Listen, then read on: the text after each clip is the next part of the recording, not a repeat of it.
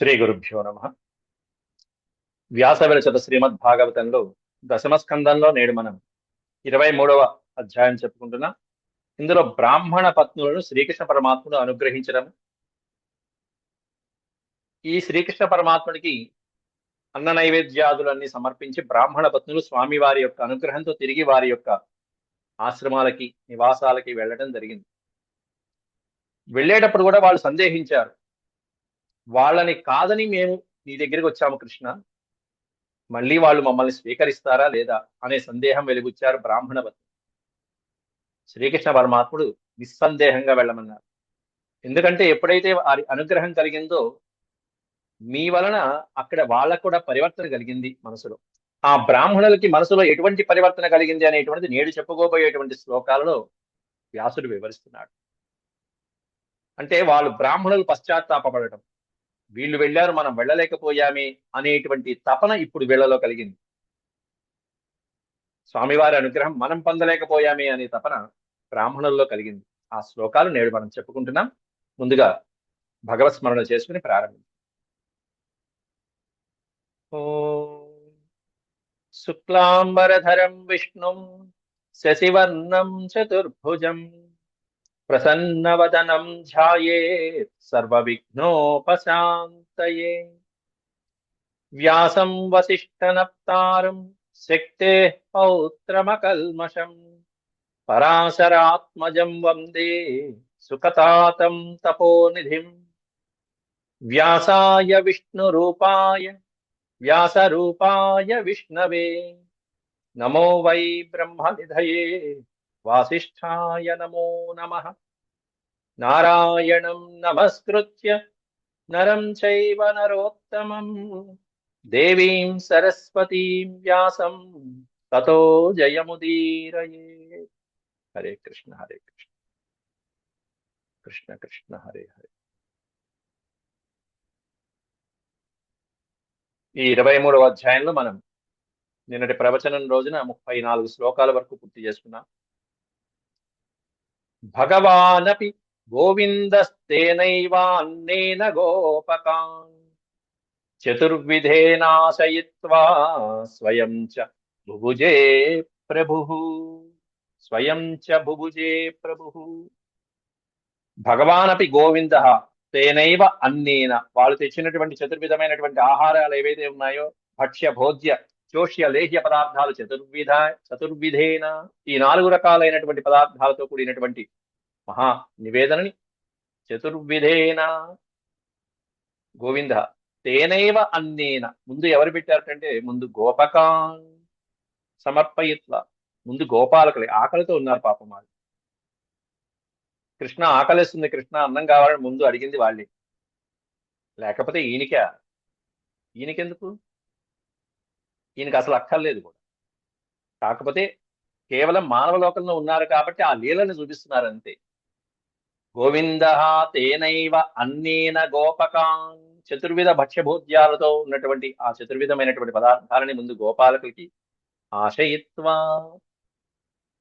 వాడి చేత తినిపించి స్వయం చ బుభుజే ప్రభు, తర్వాత అంత భక్తి పారవశ్యంతో తెచ్చినటువంటి ఆ పత్నులు తెచ్చినటువంటి పదార్థాన్ని స్వామి కూడా అలా స్వీకరించారు ఆనందంగా. స్వయం చ బుభుజే, ఆయన కూడా తీసుకోవడం జరిగింది.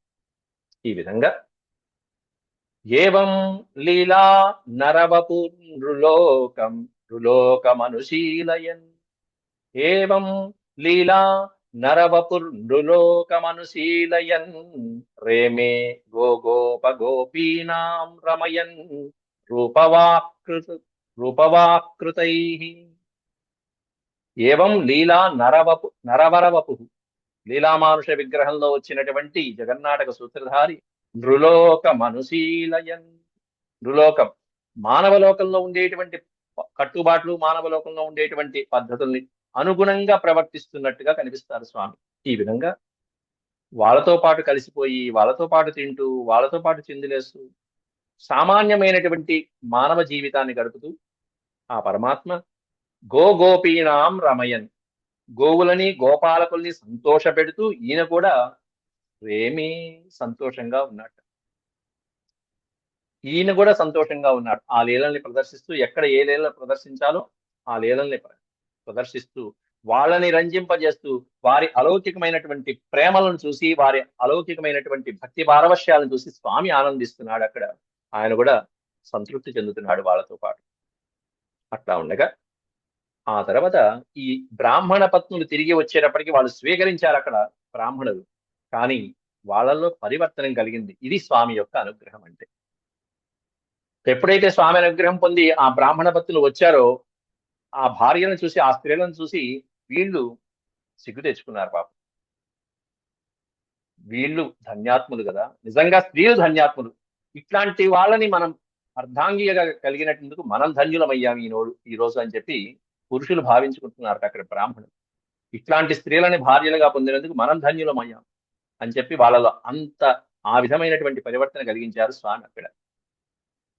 అధానుసృత్య అధానుస్మృత్య విప్రాస్తే అన్వతప్యన్కృతాగసః యద్విశ్వేశ్వరయోః యద్విశ్వేశ్వరయోర్యాంఛాం మహన్మ నృవిడంబయోః యద్విశ్వేశ్వరయోర్యాంఛామహన్మ నృవిడంబయోః అధ అనుసృత్య విప్రాహ తే.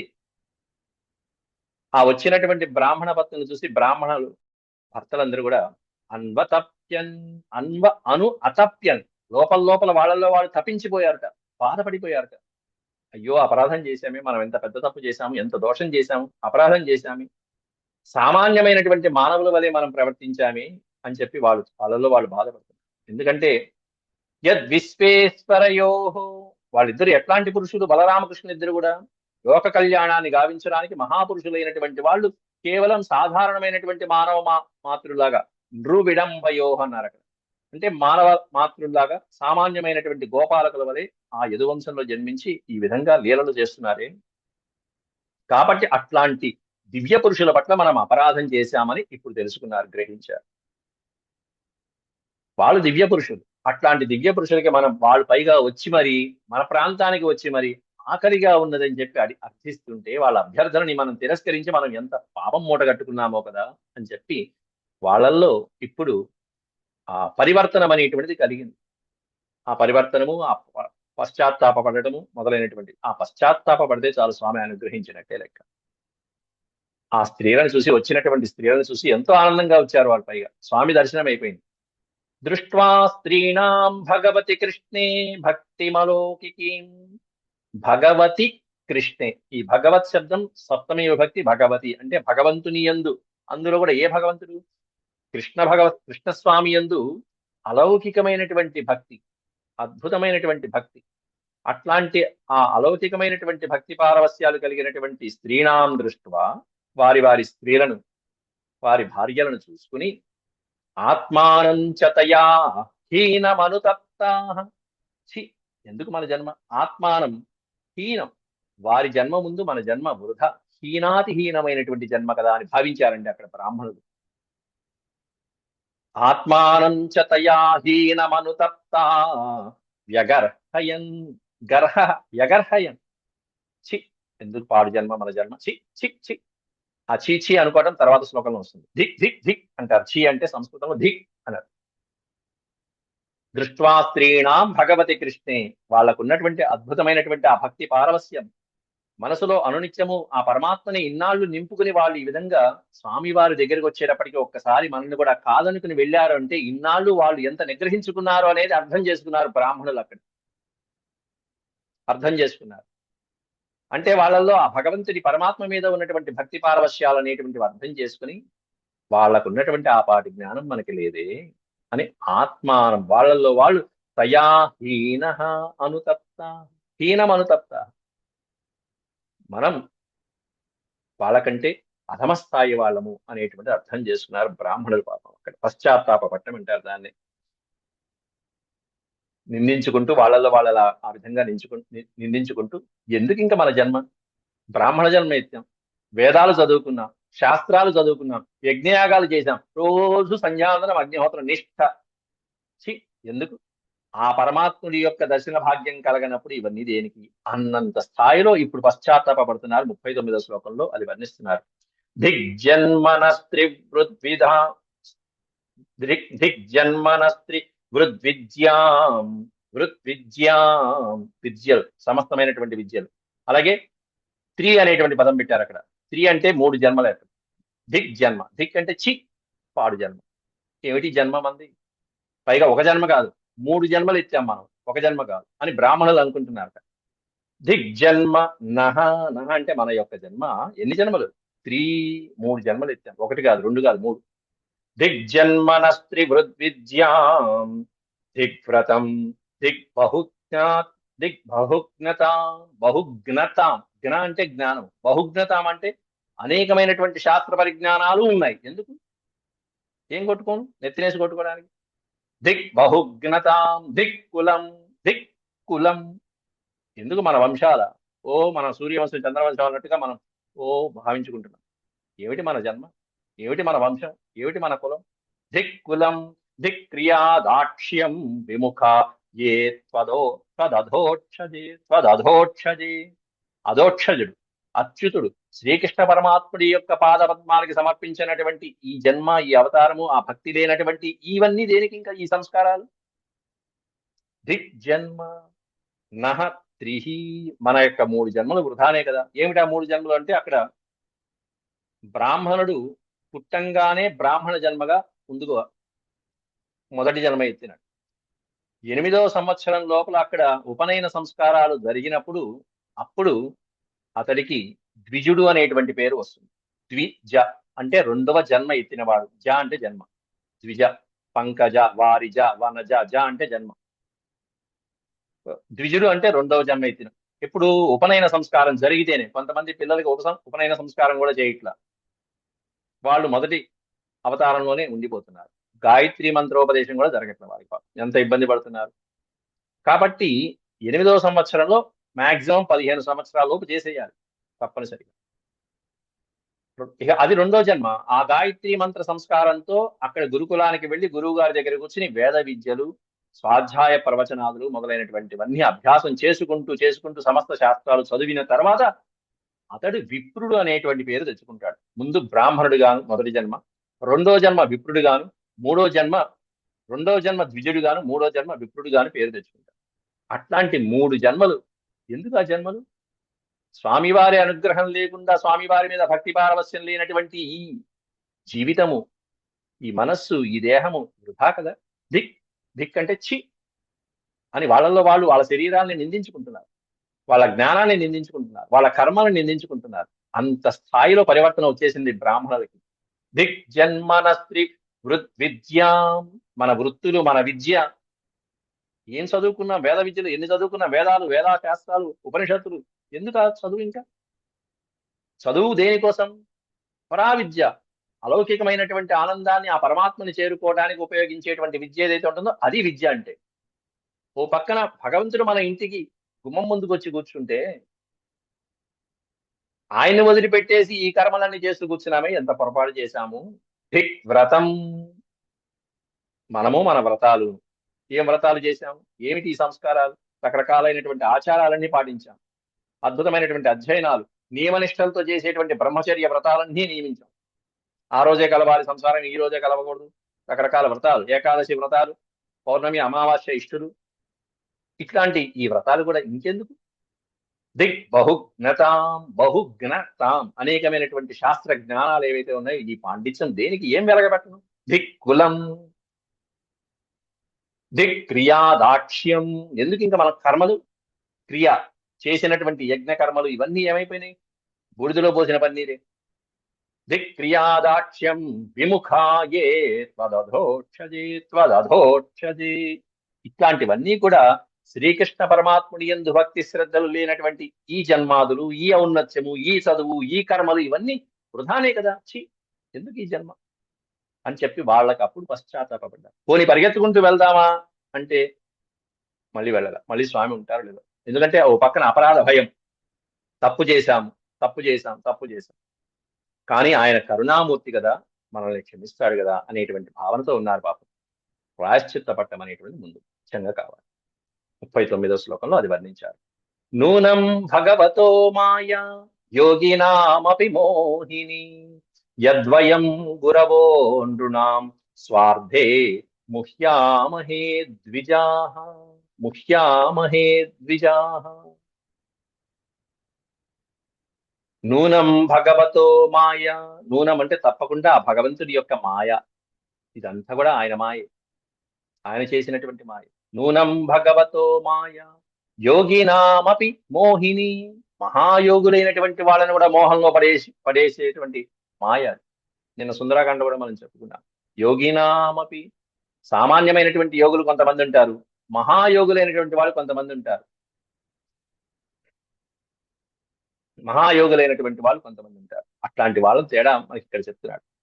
సామాన్యమైనటువంటి యోగి ఏం చేస్తాడంటే నిజంగానే కొంత సాధన చేస్తారు. ఇదిగో ఇట్లా యజ్ఞయాగాదుల ద్వారా, లేకపోతే ఒక మంత్రాన్ని అనుష్ఠించో, గురువుల్ని ఆశ్రయించో, గురువుల్ని శుశ్రూష చేసో, ఎన్నో సంవత్సరాల తపోశక్తి సాధనతోనూ కొంత యోగపరమైనటువంటి విద్యలు సాధిస్తాడు. మన అష్టసిద్ధులైనటువంటి అరిమా గరిమ ప్రాప్తి ప్రాకామ్య ఈసిత్వ వసిత్వం అనేటువంటి అష్టసిద్ధిలో ఒక 4-5 సంపాదించగానే ఆహా నాకు వచ్చేసింది, శక్తి వచ్చేసింది కదా అని చెప్పి ఆ శక్తితోనే సంతోషపడి ఆగిపోయేటువంటి వాడు సాధారణమైనటువంటి యోగిగా చెప్పారు. కనిపించగానే వచ్చేసింది చాలు, సిద్ధి పొందాను అనేటువంటి సంతృప్తితో ఉంటాడు ఒక సామాన్యమైనటువంటి యోగి. కానీ మహాయోగులైనటువంటి వాళ్ళు దాంతో ఆగరు. ఈ సిద్ధులతోనే ముచ్చటపడిపోయి ఆగిపోరు. దీనికంటే మించినటువంటి అలౌకికమైనటువంటి ఆనందమైనటువంటి మోక్ష సాధన అయినటువంటి పరమాత్ముడి యొక్క పాదాబ్జముల చెంతకు చేరుకునేదాకా వాళ్ళ సాధన ఆపరు. అమ్మవారి యొక్క శక్తినో, అయ్యవారి యొక్క శక్తినో ఆ ఆత్మ మోక్షం పునర్జన్మ రాహిత్యంగా ఉండేట్టుగా చేసుకునేటువంటి వాళ్ళు మహాయోగులైనటువంటి. అట్లాంటి మహాయోగుల్ని కూడా, బ్రహ్మాది దేవతల్ని కూడా మోహింపజేసేటువంటి శక్తి ఈయన యొక్క మాయ. ఇది పూర్వపు లీలల్లో మనం చూశాం. నూనం భగవతో మాయా యోగినామపి మోహిని. అట్లాంటి పరమయోగుల్ని కూడా మోహంలో పడేసేటువంటి ఈయన మాయా విశేషాలు, వాటి ముందు మనమెంత అనుకుంటూ యద్వయం గురవో నృణాం. యద్వయం గురవ, మనమందరం గురువులమే. గురవ అంటే వయసులో పెద్దవాళ్ళం, జాతిలో పెద్దవాళ్ళం, అంతేకాకుండా చదువు విజ్ఞానంలో కూడా పాండిత్యం కలిగినటువంటి గురువులం అయినప్పటికీ కూడా ఈయన మాయలో పడిపోయామే మనం అనుకుంటూ వాళ్ళు పాపం బాధపడుతున్నారు. నృణాం స్వార్థే ముహ్యామహే ద్విజా. అట్లాంటి బ్రాహ్మణులమైనటువంటి మనం ఈ విధంగా ఈయన మాయలో కూడా మనం పడిపోయామే. అయ్యో, ఆ మాత్రం నిగ్రహించుకోలేకపోయామే, ఇంద్రియాలు జయించలేకపోయామే, ఇంకా ఎందుకు మన జన్మ వృధా కదా అంటూ వాళ్ళు బాధపడుతున్నారు. మాయామోహితులమైపోయినట్టుగా వాళ్ళు బాధపడుతున్నారు అక్కడ. ఆ తర్వాత విముక్తి కలిగించేటువంటి భక్తిని వాళ్ళు మెచ్చుకుంటున్నారు. అహో పశ్యత నారీణాం. వీళ్ళ జన్మ ధన్యం కదా, ఈ స్త్రీల యొక్క జన్మ ధన్యం కదా. అహో పశ్యత, చూడండి ఆ స్త్రీలను చూడండి. ఇంటికి వచ్చి తిరిగి వచ్చినటువంటి స్వామి దర్శనం చేసుకుని ఆనందంతో తిరిగి వచ్చినటువంటి ఆ స్త్రీలను చూడండి. అహో పశ్యత నారీణామపి కృష్ణే జగద్గురౌ. జగద్గురువైనటువంటి శ్రీకృష్ణ పరమాత్ముడి మీద వాళ్ళు చూపించినటువంటి అనన్యమైనటువంటి భక్తి, అలౌకికమైనటువంటి భక్తి. దురంత భావం యో విద్యన్ మృత్యుపాశాన్ గృహాభిదాన్. దురంత భావం, అత్యద్భుతమైనటువంటి కేవలం అనన్య భావంతో, అనన్య చిత్తంతో స్వామినే కొలుచున్నటువంటి వారి యొక్క భావనలు చూస్తుంటే యో అవిద్యన్ మృత్యుపాశాన్ గృహాభిదాన్ అనేటువంటి పదం వేసేశారు అక్కడ. అంటే శ్రీకృష్ణ భక్తి అనేటువంటి ఇల్లు వాకిలి అనేటువంటి పేరు కలిగినటువంటి సంసార భవబంధాలు, జంఝాటాలు, అలాగే ఈ మృత్యు రూపాలైనటువంటి పాశములన్నీ తెంచివేసేటువంటి భక్తి అనేటువంటిది వాళ్ళు ప్రదర్శించారు. అందుకే అందరినీ కాదని కూడా, ఇల్లు కాదు, భర్త కాదు, తండ్రి కాదు, కొడుకు కాదు, అందరినీ కాదని మరి వెళ్ళిపోయారు శ్రీకృష్ణ పరమాత్మ. అది భక్తి అండి. అటువంటి భక్తి ఈ పాశాల నుండి దూరం చేసేది కదా. మృత్యుపాశముల నుండి కూడా దూరం చేసేది ఏమిటి అంటే భక్తి, స్వామివారి భక్తి. గృహ అభిధాన్ అంటే గృహము, సంసారము, బంధువులు మొదలైనటువంటి వారి మీద ఉండే మమకారాలను కూడా దూరం చేసేసి మృత్యుపాశాల నుండి కూడా దూరం చేసేటువంటిది ఏదైతే ఉంటుందో అటువంటి భక్తి, అనన్యమైనటువంటి భక్తి, అది ఎవరు ప్రదర్శించారంటే నారీణాం. స్త్రీలైనప్పటికీ కూడా వాళ్ళు చూపించారు అటువంటి అనన్యమైనటువంటి భక్తి. వాళ్ళ జీవితం గొప్ప అని చెప్పి అందుకనే దృష్ట్వా స్త్రీణాం భగవతి కృష్ణే భక్తి మలౌకికం ఆత్మానం చ తయాహీనం. వాళ్ళ ముందు మనం పనికిరాం అని కూడా చెప్పుకుంటున్నారు అక్కడ. నాసాం ద్విజాతి సంస్కారో. ఎట్లాంటి వాళ్ళు ఆ స్త్రీలు? పోనీ మనకంటే ఏమన్నా చదువుకున్నారా? పోనీ మనకంటే ఏమన్నా సంస్కారాలు బాగా ఉన్నాయా? పోనీ గురువుల దగ్గర ఏమన్నా విద్యను నేర్చుకున్నారా? పోనీ మనకంటే ఏమన్నా ఎక్కువ తపస్సు చేశారా? ఏమీ లేవే. అయినా కూడా ఇంత అపారమైనటువంటి భక్తి కలిగి ఉన్నారే, ఎంత అదృష్టమో కదా వాళ్ళ జీవితాలు అంటూ స్త్రీలని మెచ్చుకుంటున్నారు అక్కడ. ఆ బ్రాహ్మణ పత్తుల్ని బ్రాహ్మణులు భర్తలు మెచ్చుకుంటున్నారు. నాసాం నాసాం ద్విజాతి సంస్కారు న నివాసో గురావపి న తపో నాత్మ మీమాంసా న శౌచం న క్రియా శుభా. వాళ్ళందరికీ కూడా నా ప్లస్ ఆసాం అని ఉంటారు. ఇక్కడ మధ్యలో ప్రశ్లేష ఉంటుంది, అకార ప్రశ్లేష విడతీస్తే నా ప్లస్ ఆసాం. నాసాం ద్విజాతి సంస్కార. ద్విజాతి సంస్కారం లేదు. ద్విజాతి అంటే రెండవ జన్మ ఎత్తడం అనేటువంటి సంస్కారం వాళ్ళలో లేదు. స్త్రీలకి కేవలం పురుషులకి మాత్రమే ఈ ఉపనయన సంస్కారాదులు మొదలైనవి ఉన్నాయి, వేద విద్యలు మొదలైనవి. కాబట్టి వాళ్ళకి కేవలం స్త్రీ జాతి వాళ్ళకి అక్కడ ఈ ఉపనయన సంస్కారాదులు లేవు కదా, ద్విజాతి సంస్కారాలు అనేవి వాళ్ళకి లేవు కదా. అయినా కూడా వాళ్ళకి ఇంత భక్తి ఎలా కలిగిందో కదా. నివాసో గురావపి. పోనీ గురువు గారి దగ్గరికి వెళ్ళి నివాసం ఉండి అక్కడ శుశ్రూష చేసి వేద విద్యలు ఏమన్నా అభ్యసించారా? పురాణాలు ఏమన్నా తిరగేశారా? శాస్త్రాలన్నీ ఏమన్నా చదివారా? ఏమీ లేదు. విద్యలంటూ ఏమీ రాయలే, ఏమీ చదువుకోవాలా. ఎంతసేపు వీళ్ళు స్వాహ స్వాహ అంటే వెనకాల ఉట్టిన చేయి పట్టు కూర్చుంటారు అంతే. పుణ్యమంతా వచ్చేస్తుంది ఆ వార. నా తపో నా తపహ. తపహాన తపస్సు మనం చేసినట్టు వాళ్ళు ఏమి తపస్సు చేయాల, కానీ వాళ్ళు దానికంటే మించిన తపస్సు చేశారు ఇన్నాళ్ళు. ఏమిటా అంటే లోపల భగవంతుణ్ణే స్థాపన చేసుకుని వాళ్ళ గృహకృత్యాలన్నీ నెరవేర్చుకుంటూ వచ్చారు. దాన్ని మించిన తపస్సు ఏముందండి? ఆచార పరమో ధర్మ అన్నారు. అన్ని ధర్మాల కంటే గొప్పది ఏమిటంటే వాళ్ళ ఆచారం పాటించడం. పతియే ప్రత్యక్ష దైవంగా భావించి ఇన్నాళ్ళు కూడా ఆ భర్తలు వద్దన్నా కూడా ఇక్కడి నుంచి వాళ్ళ మనసులు అక్కడ బృందావనంలో ఉన్న శ్రీకృష్ణ పరమాత్ముడి చెంత ఉన్నా వెళ్ళలేదు. వెళ్ళలేదు, ఆపుకున్నారు. పరమాత్ముడే గుమ్మం దగ్గరికి వచ్చాడు, అప్పుడు దర్శించుకున్నారు.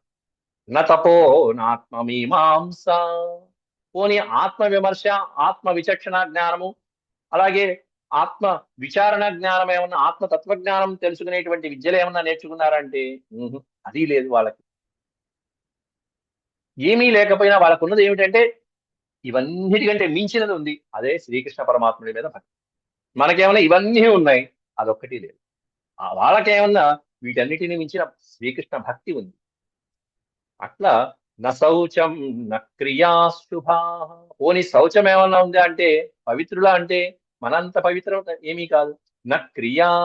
పోని మనలాగా ఏమన్నా యజ్ఞయాగాదులు ఏమన్నా చేస్తున్నారా? అగ్నిహోత్రాలు చేస్తున్నారా? అది లేదే. ఈ విధంగా అనేకమైనటువంటి గుణాలు లేకపోయినప్పటికీ కూడా వాళ్ళ జన్మధన్యమైపోయింది. మనం ఇట్లాగే కూర్చున్నాం, ఎంత తప్పు చేశాం మనం.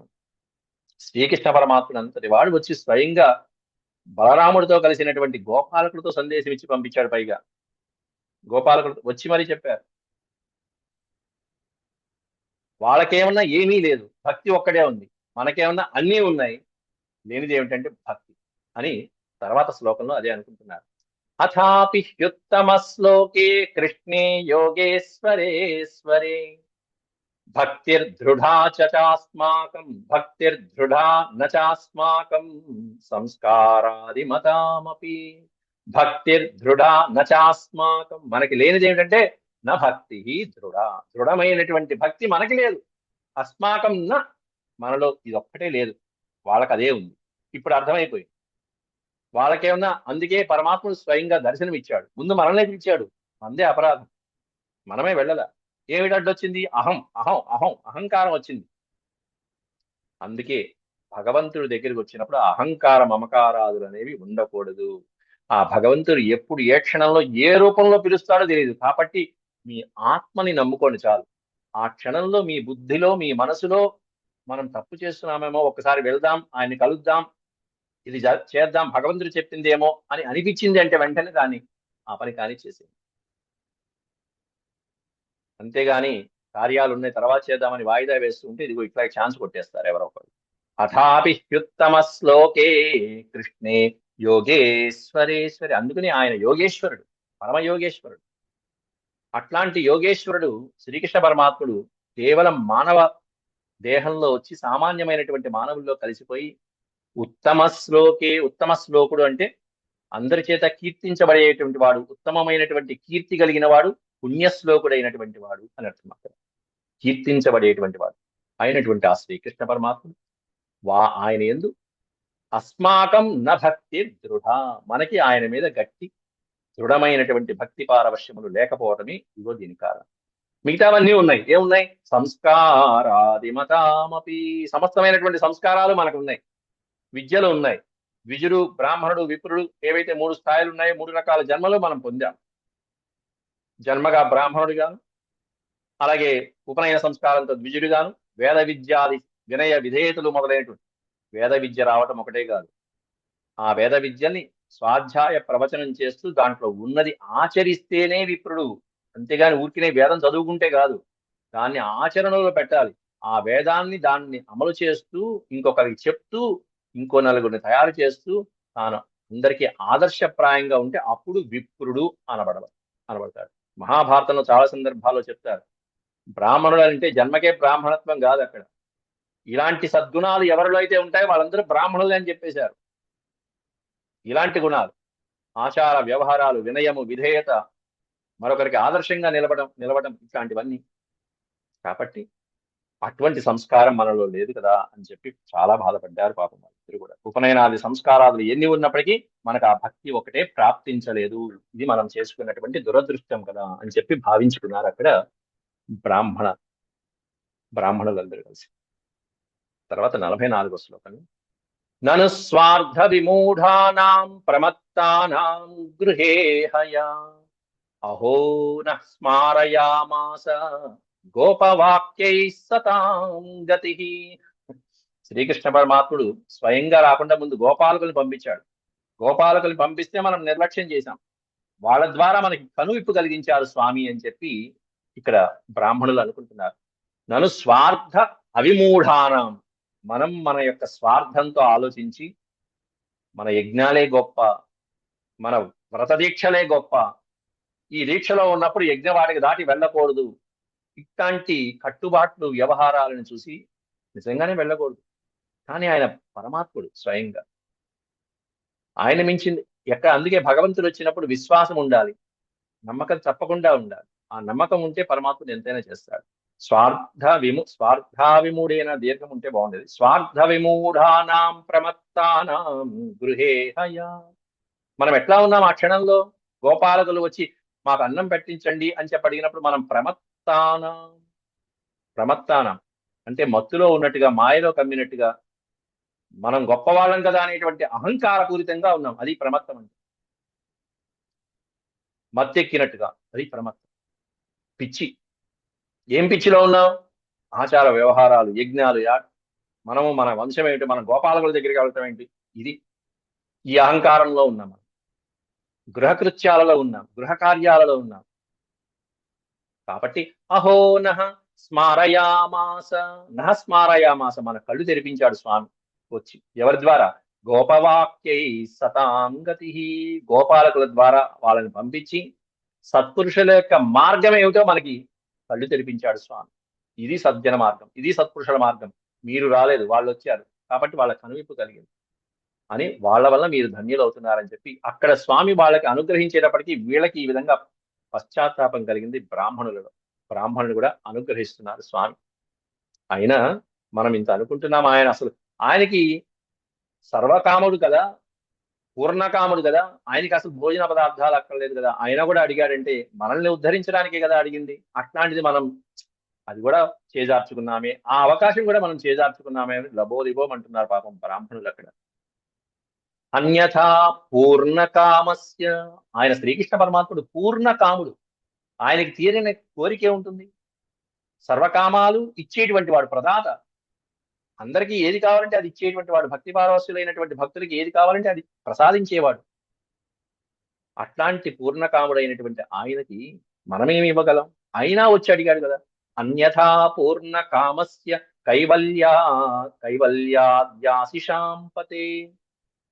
ఏమివ్వగలడు? పూర్ణకాముడే కాకుండా ఆయనలో ఉన్న విశేషం ఏంటంటే కైవల్యాద్యాశిషాం, ముక్తి మార్గాన్ని, మోక్షాన్ని కూడా ప్రసాదించగలిగినటువంటి ఆ స్వామికి, పతికి, శ్రీకృష్ణ భగవానుడికి ఆయన తలుచుకుంటే ఆ పరమ భక్తులందరికీ కూడా ఆ గోపాలకులందరికీ కూడా మోక్షాన్ని కల్పిస్తాడే. కైవల్యాద్యాశిషాం పతే ఈశితవ్యై కిమస్మాభిః ఈశస్యై తద్విడంబనం అంటూ పశ్చాత్తాపడుతున్నారు వాళ్ళల్లో వాళ్ళే పాపం. అట్లాంటి ఆ స్వామి మన వంటి అల్పుల నుండి, సామాన్యమైనటువంటి మానవుల నుండి, బ్రాహ్మణుల నుండి ఆశించేది ఏమీ ఉండదు కదా. కాబట్టి ఎందుకని మనకి ఇట్లాంటి అడుగుతూ ఉంటా అంటే మనల్ని ఉద్ధరించడం కోసం, మనల్ని చైతన్యవంతుల్ని చేయడం కోసమే కదా, మనలో జాగృతిని, మనలో మార్పుని కలిగించడానికి కదా ఆ స్వామి ఇంత దూరం వచ్చి లోక మర్యాదని అనుసరిస్తూ అందరి ప్రజలతో పాటుగా కలిసిపోయి, గోపాలకులతో పాటుగా కలిసిపోయి వాళ్ళలాగా తినటము, వాళ్ళలాగా ఆడుకోవటము, వాళ్ళలాగా నిద్రపోవటము, వాళ్ళలాగా ఆ పశువుల వెనకాల తిరగటం, ఆడుకోవటం, ఇవన్నీ ఎందుకు చేస్తున్నాడు? సామాన్యమైనటువంటి లీలా వినోదాల్ని ప్రదర్శించడం అంటే అందరిలో కలిసిపోయేటువంటి వాడు, కానీ పరమ పురుషుడు. ఈశితవ్యై, ఈశత్వం అంటే ప్రభుత్వం అని, ఆయన ప్రభువు సాక్షి.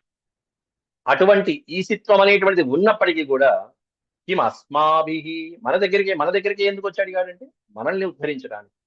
అట్లాంటి అవకాశాన్ని మనం చేజార్చుకున్నాం. ఎంత దురదృష్టవంతులమో కదా. కిం అస్మాభిః ఈశస్యై తద్విడంబనం అంటూ బాధపడ్డారు వాళ్ళు. ఇబ్బందులు పడుతూ అయ్యో అయ్యో ఎట్లా ఎట్లా అనుకుంటూ చివరికి ఆ స్వామి యొక్క లీలల్ని మరి కాస్త వాళ్ళు కీర్తన చేయటం, పశ్చాత్తాపడటం అనేది మరొక 10 శ్లోకాలు ఉన్నాయి. అవి రేపటి పాఠంలో మనం చెప్పుకున్నాం. అంతవరకు సెలవు. ఓం శాంతి శాంతి శాంతి. యదక్షరపద భ్రష్టం మాత్రాహీనం చ యద్భవేత్ తత్సర్వం క్షమ్యతాం దేవ నారాయణ నమోస్తుతే. సర్వం శ్రీకృష్ణార్పణమస్తు. హరి ఓం.